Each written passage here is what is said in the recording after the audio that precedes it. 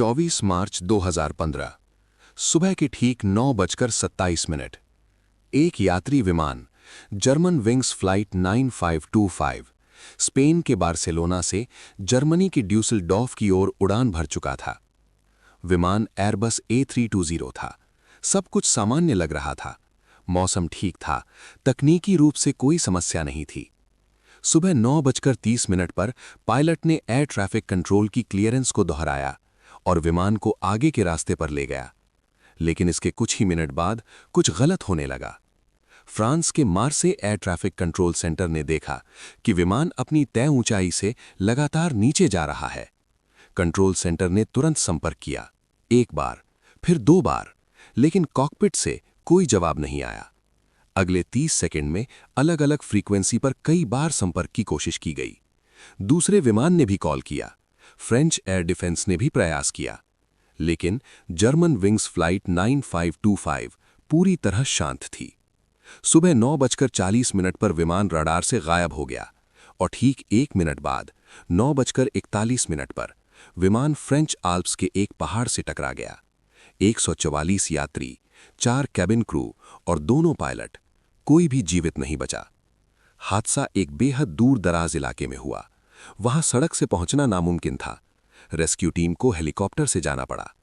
विमान पूरी तरह नष्ट हो चुका था।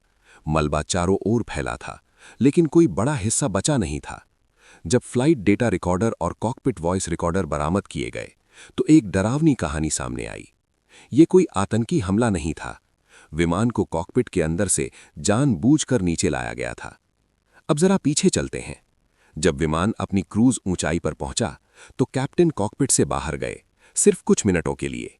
उसी दौरान को पायलट ने विमान की ऊंचाई जानबूझकर कम सेट कर दी। जब कैप्टन वापस आए और कॉकपिट में प्रवेश करने की कोशिश की तो दरवाजा नहीं खुला। कॉकपिट का दरवाजा 2001 के बाद खास तौर पर मजबूत बनाया गया था ताकि कोई बाहरी व्यक्ति जबरदस्ती अंदर ना घुस सके। लेकिन उसी सिस्टम का गलत इस्तेमाल हुआ। को पायलट ने दरवाजे को पूरी तरह लॉक कर दिया। कैप्टन ने बार बार दरवाजा खटखटाया, इमरजेंसी कोड डाला गया, लेकिन कॉकपिट के अंदर से एक्सेस ओवरराइड कर दिया गया था। कॉकपिट वॉइस रिकॉर्डर में दरवाजे पर जोर जोर से मारने की आवाजें दर्ज हुईं, लेकिन मजबूत दरवाजा नहीं टूटा। विमान लगातार नीचे जा रहा था। कॉकपिट के अंदर को पायलट शांत बैठा रहा और बाहर कैप्टन, क्रू और यात्री सब समझ चुके थे कि अब कुछ नहीं बदलेगा। इस हादसे में एक पूरा स्कूल ग्रुप भी था जो स्पेन से फील्ड ट्रिप से लौट रहा था। कैप्टन पैट्रिक 34 साल के थे, 2 बच्चों के पिता, हजारों उड़ान घंटे का अनुभव।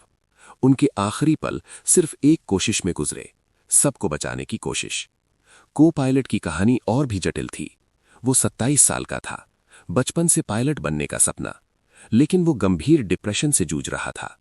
उसका इलाज चल रहा था। डॉक्टरों ने उसे उड़ान के लिए अयोग्य बताया था। फिर भी उसने अपनी हालत एयरलाइन से छुपाई। पायलट्स का सिस्टम काफी हद तक ईमानदारी पर टिका होता है।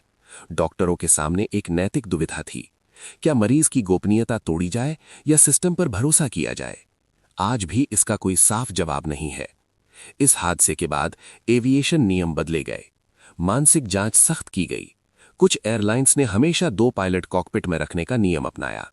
लेकिन असली सवाल आज भी बना हुआ है, क्या हम मानसिक सेहत को उतनी गंभीरता से लेते हैं जितनी जरूरी है? क्योंकि कभी-कभी एक बंद दरवाजा सैकड़ों जिंदगियां हमेशा के लिए छीन लेता है।